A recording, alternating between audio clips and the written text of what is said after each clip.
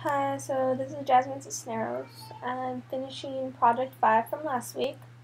Last week we talked about the reason why Robin couldn't show up to our meeting, and we also talked about the Nike Ground, the reading for last week. So this week, well, finishing last week, so I'm going to talk about our interview with Robin, which we had on Thursday after class. So Robin, she was a really interesting person. At first things were kind of awkward because we didn't really know her, and we didn't know how to exactly get the conversation started, but kind of just referred to some of the questions because we blanked out. And after that, things started running smoothly. We used Skype, and we talked to her about a good 25 minutes, half hour. Robin is really interesting. What drew us to her was her use of her medium. She uses yarn, which we thought was pretty cool because when you think of artists, you think about paintings or now in this case, Second Life or other things like that. But no, she does yarn, and her projects are site specific, which is even cooler because they're not exactly in galleries. They're more located in outdoor places such as on top of a water tower or down a road. So her projects aren't always permanent. They're usually temporary, and they're interesting because you wouldn't think of it as art specifically until you realize the thought she puts behind it. Her work, it's pretty cool. Even though you wouldn't notice it, throughout her work and through knitting itself, she proves to us that time is really important because in today's society, well, what she told us was that in today's society, time is invaluable. People are always rushing. They never have time for anything. They're always busy doing everything as quick as they can, always wanting fast internet, fast everything. But through knitting, she takes her time. It takes her time to weave the yarn, then to spin it, and then to dye it herself, and then to knit it. So it's a long process compared to just buying knitted stuff together or just buying paintbrushes and paint. I know all that takes time, but she puts even more time, and that's a message in her art. Another message she puts in her art is she tries to show nature through it, and time and nature, they work together in her art. The way her art site specific, she also puts culture, like she traveled across Canada asking different knitting groups about their styles, and together she made a project out of that. And we learned some background on our artist too. She was going to be a painter. She went to school for being a painter, and when she was in school, she was told that knitting and weaving was not art, so she just stuck with painting. But when she graduated, when she got her Master's of Art, she basically decided she was going to throw it all out the window and go with what she liked. So she decided to start weaving, and it actually took off, and that's what she's known for today. She's a busy person. She has 2 kids, so she doesn't necessarily work a fitted schedule like, oh, I'm going to knit for 5 hours a day and work in a studio. No, she works at home. She balances her time between her kids and herself and her work. And I know it would seem that since she does knitting as her art, that she would be sick of it, but no, she also knits on her spare time, which I thought was cool. She showed us, she's like, oh yeah, I knit socks, and she was rummaging around through her stuff, showing us. She also showed us some interesting projects she's working on. Like right now, she was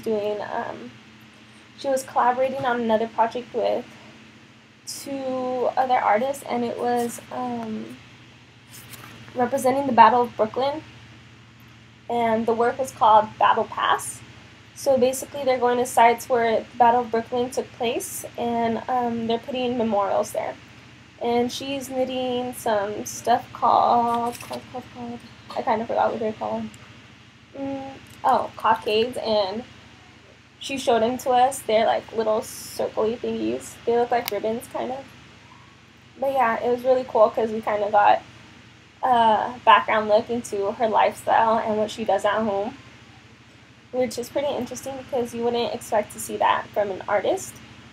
In my opinion, I would expect them to keep it like on the down low, but she was really open about it. She showed us what she was doing and told us about her projects.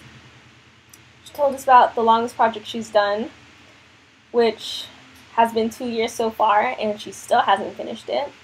And she told us about her shortest project, which was pretty fast. What I learned about art. Basically, Robin, she taught us that art, it can be whatever we want it to be.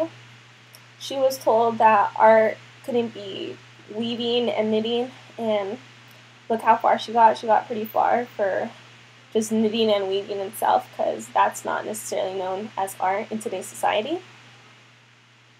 She told us that she basically taught us to break boundaries, which, I don't know, most people in today's society are like, oh no, follow the rules, you can only do this, you can't do that.